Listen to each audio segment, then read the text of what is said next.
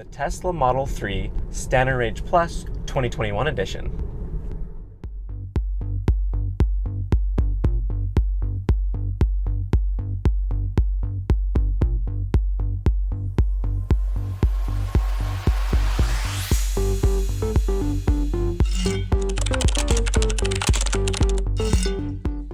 I trust you, I trust you.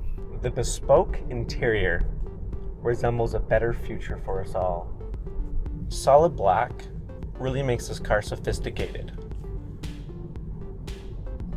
in all the right ways. Matte black everything, super sleeper mode 9000.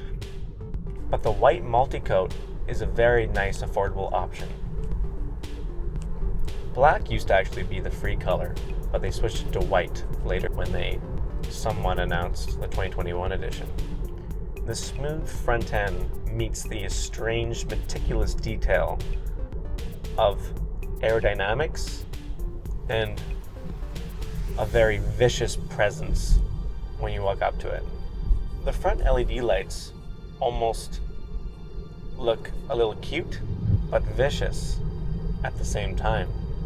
When you turn on the turn signals, the headlight doesn't actually have to be off because they designed it in a way where the two lights are separate enough for the government to pass it, which looks kind of dumb in my opinion. The Halo car, the Audi R8, was one of the first cars to have LED lights, but technically the Tesla Roadster was the first car to have LED lights. The Audi R8 actually had lights and they turned off the headlight, but that became the turn signal, which is okay, but it kind of looks goofy, like the car is winking at you. Where this car, the turn signals themselves, they don't have to actually turn off the headlights, where it might be a little dangerous at night or something. But generally, I think they did a really good job on the headlights, even if they look cute. The swooping sides really come together in a fastback design. It almost mimics a coupe, almost, but it still has room for 4 doors, obviously. And you have enough room for your head so you won't be bopping your head and getting a concussion or anything anytime soon. At a distance, the Tesla Model 3 almost looks a little short. And that's because it doesn't have a hatchback lip. So with my car, it has a little bit of a hatchback lip, so it doesn't look as cramped. But I think they've really used the given space. And with side supplemental turn signals, everybody will know when you're turning left or right. 8 cameras on board, 1 radar, and 12 ultrasonic sensors will really protect you in any situation. The door handles are super efficient. It really reduces the drag coefficient, and they look great in design. Once you get used to it, they're a joy to use. Thumb, push, and pull, like any good anime revenge story. I don't know what that joke. I don't even know what that joke means. Yeah. The rear is emphasized by its horizontal LED lights, and it has the signature Tesla daytime running lights, which kind of look like a crab claw. So maybe like a Honda Civic a bit, but it's, original enough that it kind of stands out.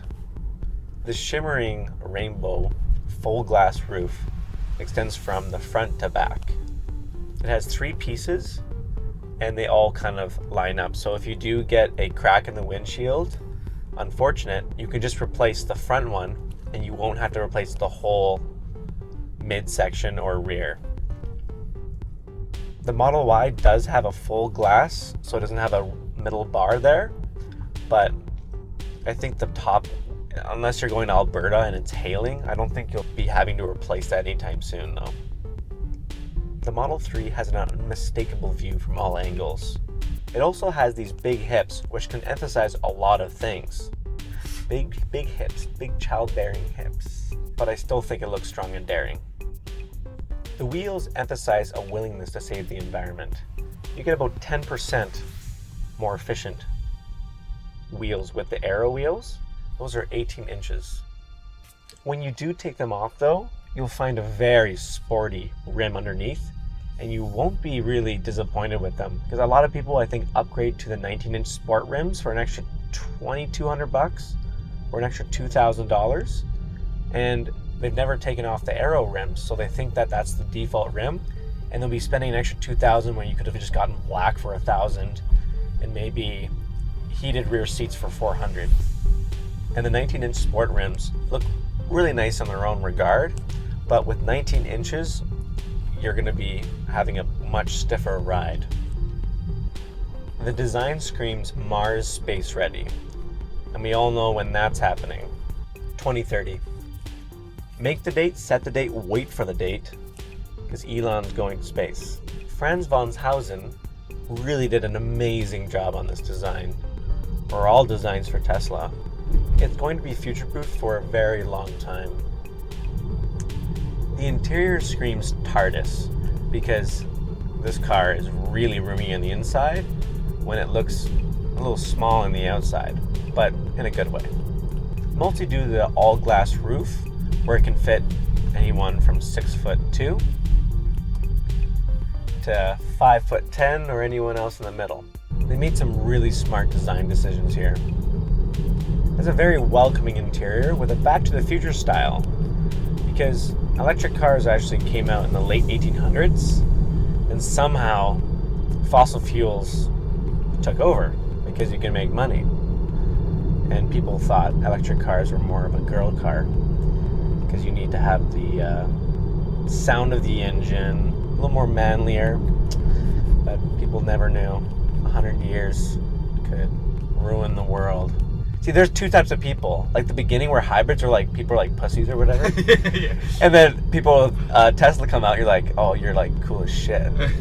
But whoever screams it, it's kind of a little bit of like, oh yeah, you're green. But it only took Elon to show the world that these electric cars are not golf carts. Talk about profitable fossil fuels. This is the all black interior. You can actually opt in for white, which looks pretty nice. It might be a little more dirtier, but I've heard and seen that it really holds up. Even with kids and everything, you spill stuff, you just wipe it off, and it's pretty stain proof.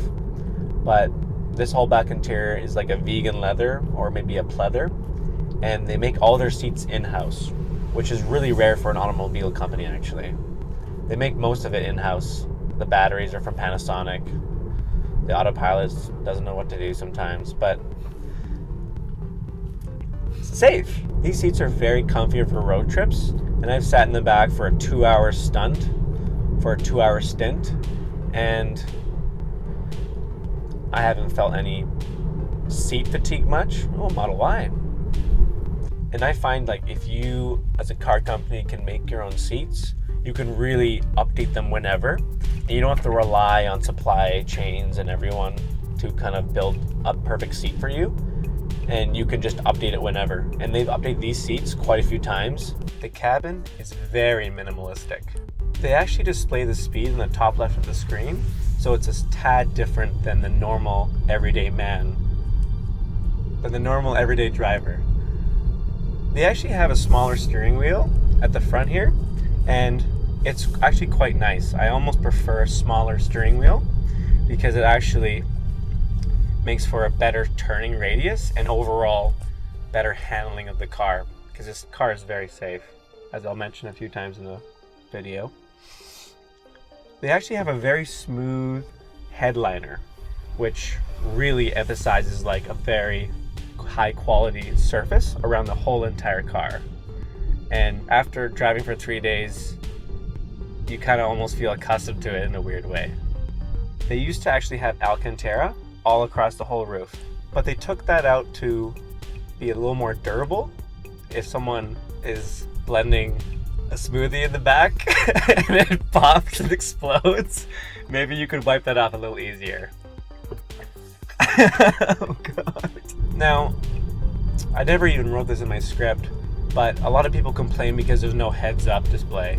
Now that's what all the media says, and honestly when you're driving, you don't even give a who cares about the speed.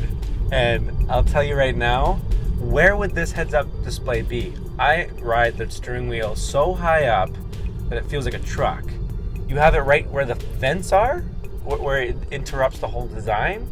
I guess you have it right on the windshield, but then it's in the way of my eyes, where the speed has only been a little bit not twerked. I can't even say that. It's been tweaked to be on the top left and in big font. And in your peripheral, you just literally look a little right, a little cross right, and you'll get used to it. It's a little perpendicular diameter. I don't know what that diagonal. On the diagonal, you can see your speed. So easy, right in display. So I really don't worry about that ever. They have a nice wood slab positioned right in the front. It's really nice. And like maybe it's not like genuine, full block of wood where you wouldn't really want that because of how heavy it would be if it was mahogany. Get that out of here. It's really nice. It's kind of luxury, as I keep on saying, luxury.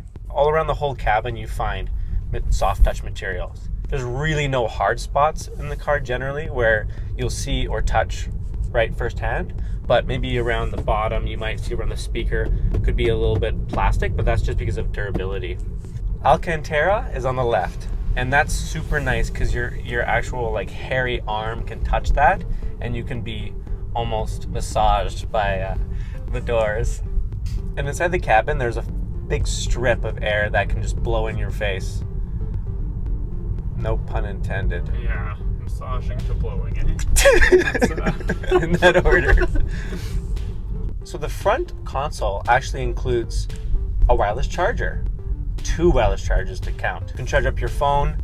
Now, I'm guessing it's probably 7.5 watts for iPhone and maybe 12 to 15 for Android, as iPhone limits the battery so your phone will last longer. It has 2 USB-Cs in the back. Now I don't know how I have time to see how much charging or how fast these chargers are generally, but they're all pretty high quality. They went from USB-A to Type-C in the back, which is a really smart move, and that's the future. And that's kind of the best time to buy the Model 3 at 2021. Everything is future-proofed. It also includes a 64 gigabyte flash drive in the glove box. That's super nice to have. At least, they probably saved a bit of money, and instead of giving us floor mats, they gave us a USB flash drive, so that's nice. It also includes a regular cigarette lighter, just in case you have a dash cam, or if you have a really nice USB drive or an FM transmitter if you want that. I don't know why you'd use that. And yeah, the flash drive, they just use that for Sentry mode, so every time you drive, it's recording right now. Maybe I'll take a couple driving footage of this later, but you have the Tesla cam, which will record everything, deers, whatever hit you, or anyone actually just hits you in general. You actually don't need a dash cam. What am I thinking? Yeah. It's a Sentry cam. We'll get you. We'll save you. So for the usability in this car, it can fit 5 grown adults, all 6 foot apiece, not Stephen Curry or LeBron James or Kobe Bryant, rest in peace, but I think it will fit your whole family very comfortably, or a really nice road trip anywhere. So just to tell you a little bit about this whole space. So you have 15 cubic feet of space in the back with the electronic hatch, and you can fit all of your stuff.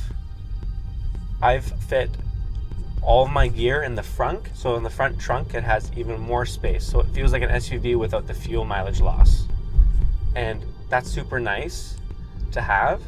And I fit my backpack, tennis rackets, garbage, whatever in the front, and it was awesome. And it also has a leak proof thing, and still has a child button, so don't put your kids in the front trunk. They have a button to get it, is what I'm saying. And you can really fit everything in the back. There's a spot for the sides. There's a spot for right underneath the car. And you can fit so much stuff, and it's unbelievable how much. But yeah, the only thing, you can put down the seats, which is great. And it has a little popping latch, and you can put them down all flat. I think they're about 60-40-ish, right? Yeah. They're not totally flat. No, there's a little bit of a bump. Yeah. You don't have a pass-through though, so for skis, You can just put one of the seats down, it's whatever. You have enough room for everyone, and yeah, just put the seats down, and with the pass-through, it's nice. I have it in my car, whatever. They might add it one day, but you could drill it if you wanted, if you cut through the plastic, but that would probably lose some of the value of the car. But generally, you can just put the seats down and have a good time at Big White. And there's no transmission tunnel, so you'll find that the person in the middle is super comfy, actually. And he doesn't actually have a hump to like ride on. Oh, Jesus. That's my car. My car can't one. And this car is high enough to actually get through any curbs, any driveway you want to go onto. My driveway, I can't even get up on my car because it will scrape all the aero panels. It's kind of annoying. I have to reverse every single time I drive around and park at my house. But this car, you can go in straight and be the lazy way or whatever. The feminine way. I don't know if I'll say that. The front end and everything, it's high enough that you can get anywhere. And like, don't go off-roading in it, but I think you could. Power and handling. 283 horsepower and 333 pounds of torque. In an interior permanent magnet motor. Actually playing on the corner. Oh my god, a puppy. That's so cute. You can bring your dog to tennis. Yeah. You're totally fine. 0 to 60 in 5.6 seconds.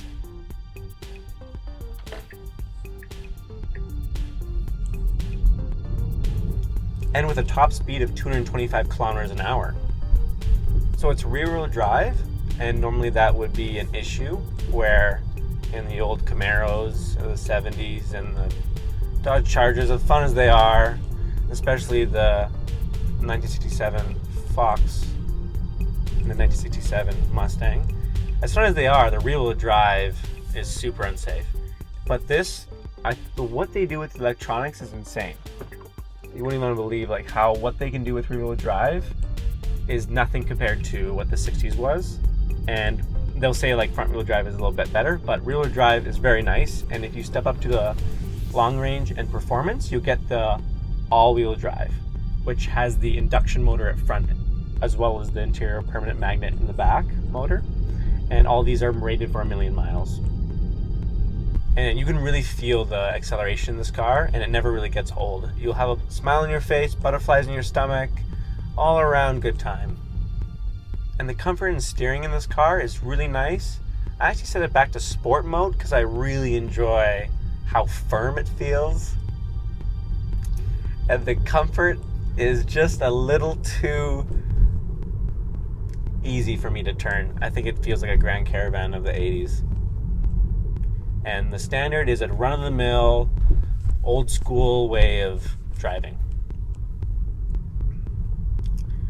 The comfort feels like a 2013 Hyundai Accent.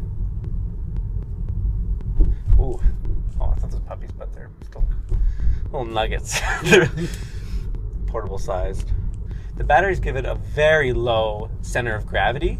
It makes for a very, very comparable ride to the M3, and that's kind of like the benchmark car that they built this up on. So watch out, BMW.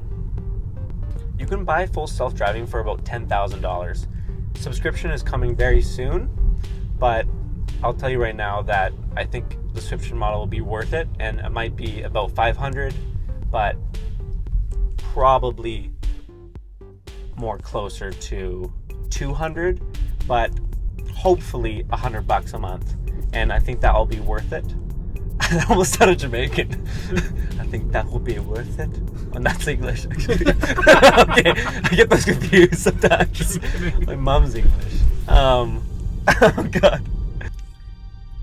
So the regular autopilot just feels awesome. Like, it's pretty tracking on the road, but all around, I really enjoy it. And you should probably not use it in the city, the regular one, but I still kind of use it just for getting me home at night on the highway when I'm wanting to eat food or anything in between. I think it's a really good steal, and they actually included that later on in the Model 3's lineup. It initially was about $1,000 to add that, and now it's free. It almost feels like a Super Cruise. So it has the adaptive cruise control, and it's still like a time and a half. So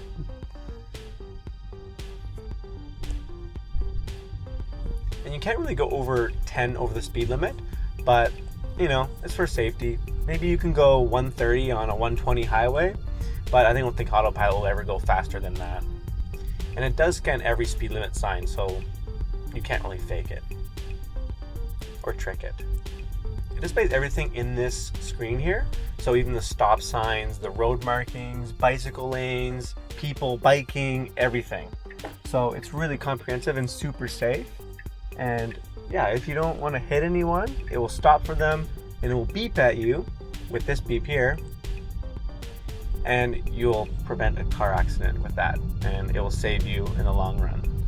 For safety, it has a 5-star crash rating for the whole lineup of Tesla.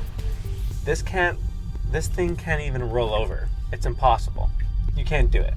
Try to, you can't do it. Because its batteries are so low to the ground and all the weight is within the whole bottom of the frame, it's impossible to do a rollover, and it's one of the most safest, it's the most safest vehicle on the road by far.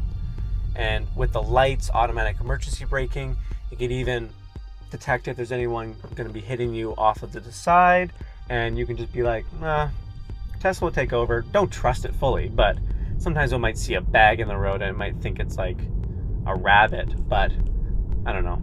I think it's super safe.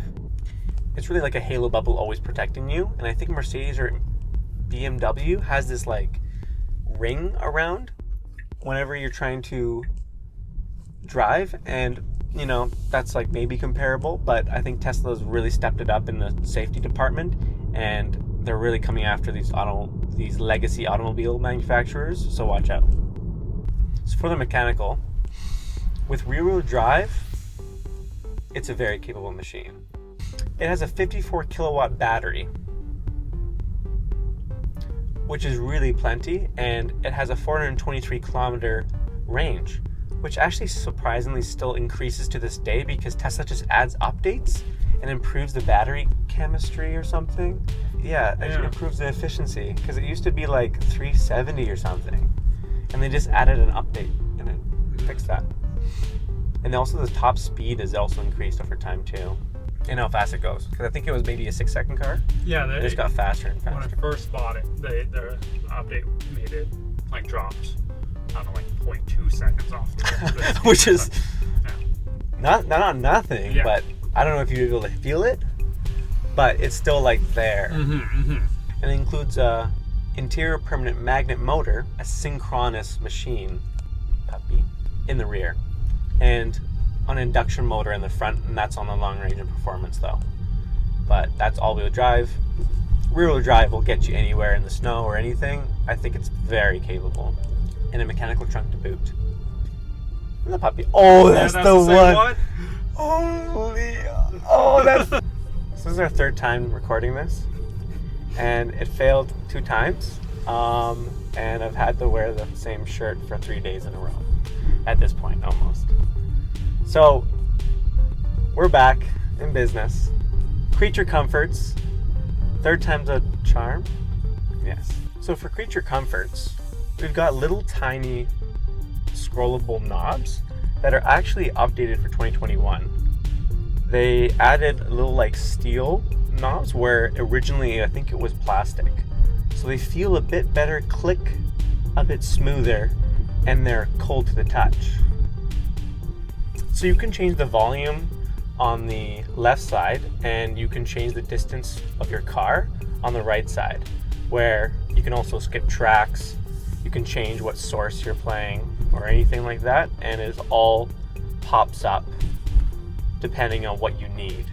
So if you want to dim, or if you want to adjust the mirrors, oh my god, can't get out. Okay, everywhere I look there's a road being worked on. So you can adjust the mirrors, you can adjust the way the steering wheel is. You can pop it right to your lap or all the way back. I kind of like it up and far up, so it kind of feels like a truck in a weird way, where I've only owned one truck in my life, so maybe that's where it came from. But generally I really like how the steering wheel feels, and it's even smaller than you think, because originally you need a little more space for the gauge cluster. It has 4 dimmable lights that are not actually touch sensitive, but you just click them to turn on, and they all automatically turn on when you get out of the car. I think over time luxury features kind of pass along to all cars, and you get everything in this car. Absolutely everything. There's no complaints with what the features are or the creature comforts in this car. It's all super nice. And the actual way to get out of the car is an electronic door. So you actually have to click it to pop out, but I find it easier because you eventually have to push on it anyway, and why would you have to pull the handle and get out at that point? It makes for an easier way to get out and into the car, where to get in, you pop your thumb and swing out the door, and to get out, you just click the button and you step out of the car with your left hand. And you hold on to the, I guess you would call it like a holy, you hold on to the safety handle, where you don't actually get any handles across the top here. In my car, I have all 4, but I don't know, the very few times you ever use it, it's not often. And I think I really like these. I have the same type of handles in my car, and it's really nice going around corners. You can kind of like hug it or hold it, and you can really close the door firmly and open the door with that same handle. And it's all like a one-click press. It's all with your thumb. Everything in this car is just with your thumb when you're getting it in and out of the vehicle. You will have to tell your passengers how to get out because they'll be confused. But for the 2021 model, they did mark the door, and now you could actually see what it's doing, where the original models had just a little tiny slit, where this one actually has an icon of a door. And all of the windows are all automatic up and down. Really nice feature. Even the back doors, the passengers can automatically roll down the window. So when they want to order through a drive-through, they can just click that button and they'll order a Szechuan burger. And you can change the seat position on the left here, and sometimes Mercedes has it up here. That's nice, whatever. Like, you just put your left hand down and you can change it to whatever setting you want, and you can save as many driver profiles as you'd like. I don't know what's the limit per se, but I'm seeing 4 right now on there. And how many people are going to drive your car on the normal or on the norm? Probably not more than your family. So I think 4 or 5, whatever, is good enough, and it saves literally everything inside the display. Every single little nitpick thing that annoys you, it will all change. If you don't want the mirrors to bend down or go in, you can change that feature. It's all up to personal preference. There's superchargers everywhere you go. We just went to Vancouver, which is a 3.5 to 4 hour drive, and I would say it's about 400 kilometers. So if you judge that for wherever you are, you can kind of see how far you can kind of get. But we've actually charged a couple times on the way, and it's just nice to have a topped up battery, in my opinion. But I think you can pretty much make it with this battery. If you really baby it, you could probably drive right into Vancouver with 20 kilometers or something if you really wanted to risk it for the biscuit. But I think there's been videos of testing in the parking lot to see how much charge after you're at 0%, and I think there's about 20 kilometers or so on the battery that's reserve fuel or battery cells. But I think it's overall a very nice amount of kilometers, and you will have to charge it once in a while. But if you have an outlet in your garage or a charger at home, you could just plug this thing and trickle charge it. You can get the faster 8-hour charge overnight, but supercharging is super handy too, and it's 20 minutes 0 to 80%-ish, or 40 minutes full charge. And that's not too bad at all. This car has 32 amps.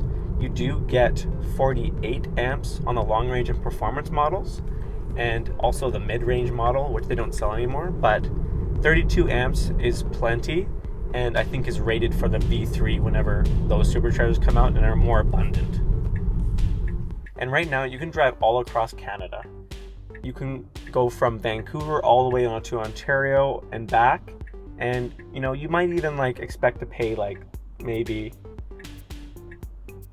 like $100 or something for the whole trip or something really cheap, and you'll have like such a blast because every time you stop, and you have to stop for like 20 minutes or whatever, how long, you can just watch Netflix in the car, play some games, or you know, chill out and maybe catch some Pokemon in Walmart, you know, wherever you want to go. So we're just put a little bit of autopilot on while I read the pros and cons of this vehicle. So it's future proof, okay, for a very long time. These motors are rated for about 1 million miles, okay, right now currently, and that's really, really impressive. And I find that it can last longer than a regular gasoline car right now. And the battery itself, they were actually testing it, and they were finding even the 2012 Model S's have maybe 80% left on the battery, and it's like an 8-year-old car, and you can even still drive that fully and still enjoy that car and still get updates for 2012 over the air. So that's pretty impressive.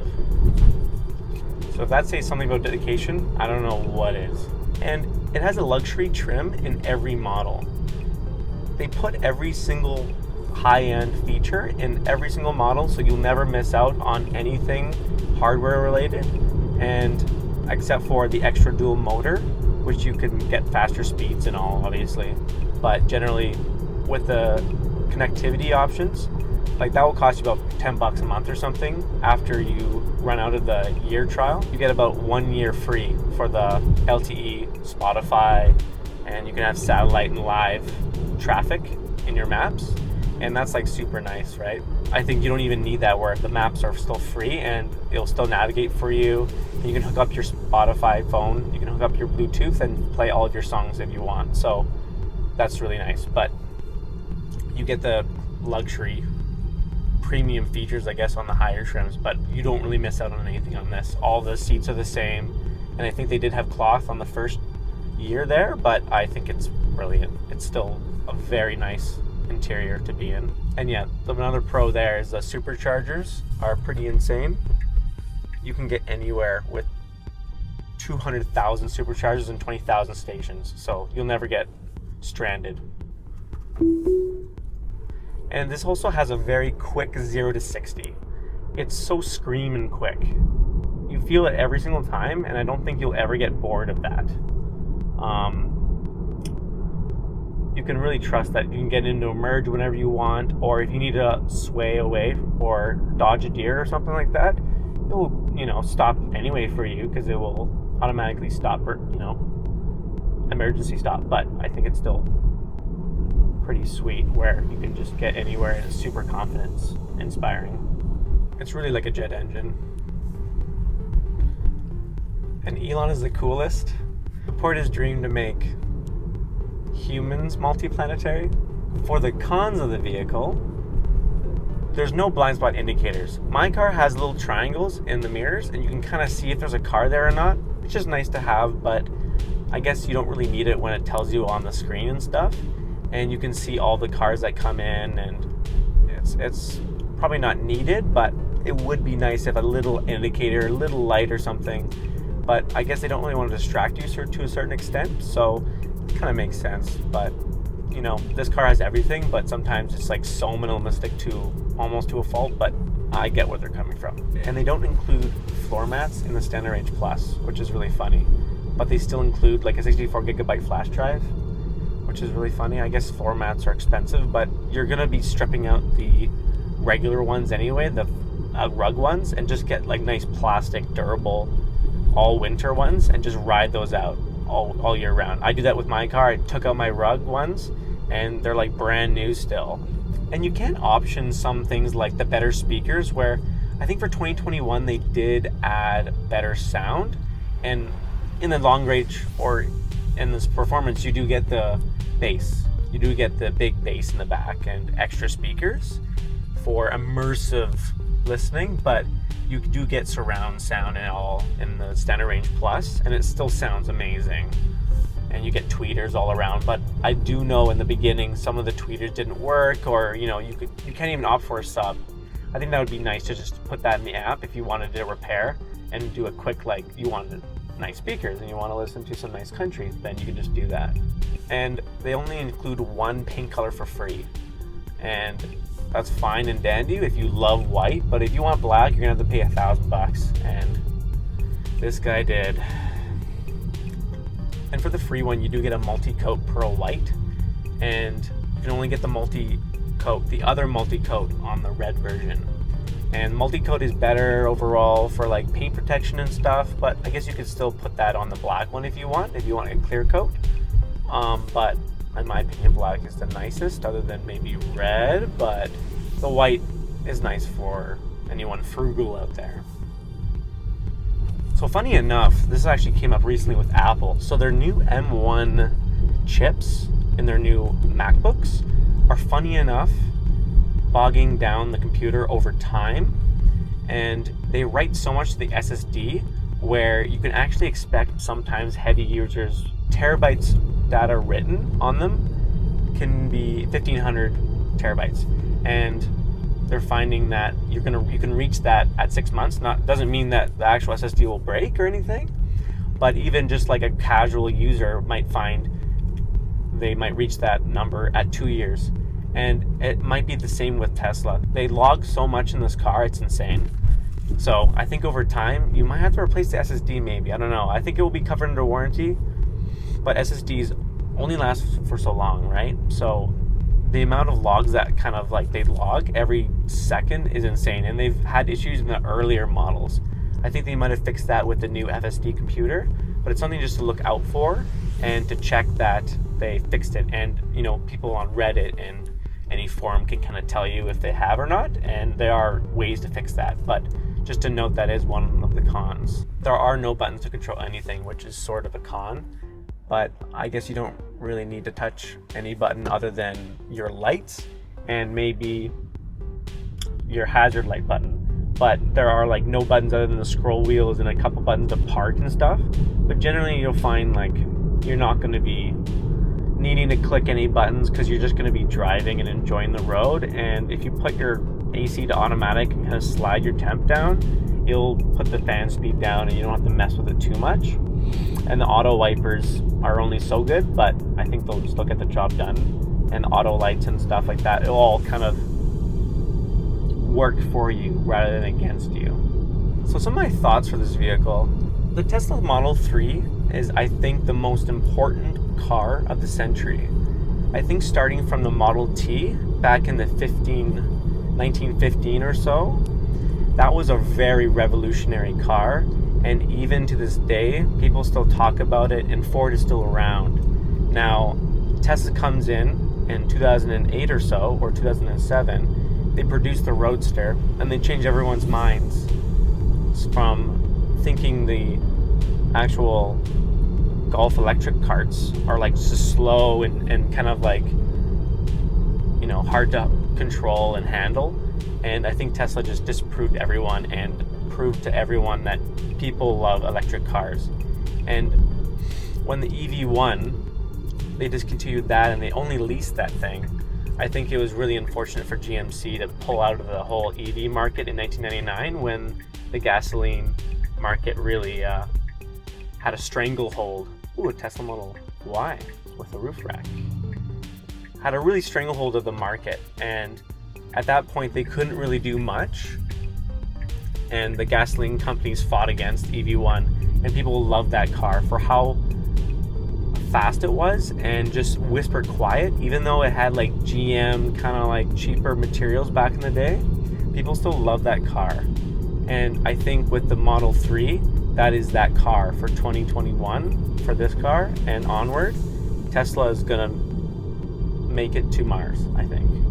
And you can either be on the bandwagon or against it and just ride those gasoline cars till they actually stop making them, because I think 2030 is California and BC might be 2030 or 2035.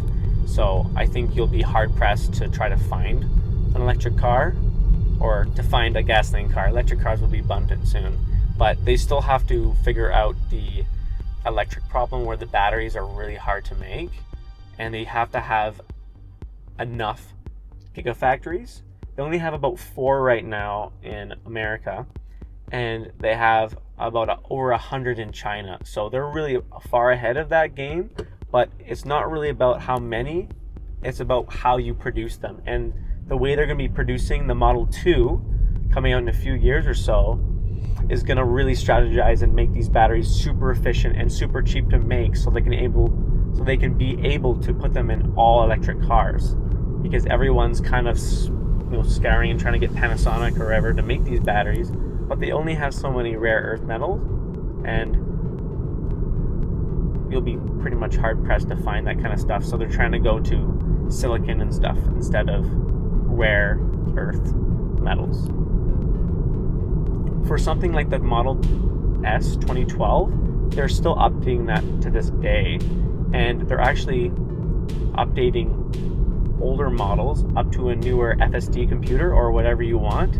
And if you bought the $10,000 full self-driving package, you're actually able to get this computer for free, or you can pay like a few $1,000s to upgrade one of your older models if you never ever paid the $10,000 for the FSD computer. And that's something that no other car manufacturer does. You cannot upgrade the computer. Most models you can't even update over the air. Now they're still updating the 2012 Model S, and if that's saying something about a car company, I don't know what is. They really care, and they're almost a software company at this point. And I think if you're going to buy a car without OTA, over the air updates, then I think you're just buying something that's dead on arrival. And my next vehicle will be the Tesla Model 3 or 2, depending in the next few years. The next car I will be getting is a Tesla, and I'm almost counting the days to that time. But for now, I can save my pennies, make sure my next car will be electric, and really, I think you're almost supporting a better Earth for the future. Because if you support green, Earth-friendly materials while going 0 to 60 in 5 seconds, that's also pretty sweet. I think that's a win-win. And I think Tesla is doing an amazing job right now. Man, after driving for weeks and weeks, I'll tell you guys, every time you get in this car, it's a real treat. I don't think that you'll ever be disappointed, and it's just an all-around amazing handling vehicle, and I don't think you'll ever really want anything more than this, other than maybe more range or something. But I think with the updates to the computer, generally I think they always do a great job of trying to make sure that all of their customers are always so happy, and they always fix and add features that they want. And Elon's always tweeting, and if you want him to add anything, you just send him a tweet, and if you wish for a feature, they'll add it. Honestly, like they'll just add it the next week. I think that pretty much wraps up my review. I hope you enjoyed watching. I hope you really enjoyed the video, and make sure to leave a comment down below on what I should review next, and let me know what you like and dislike about the video.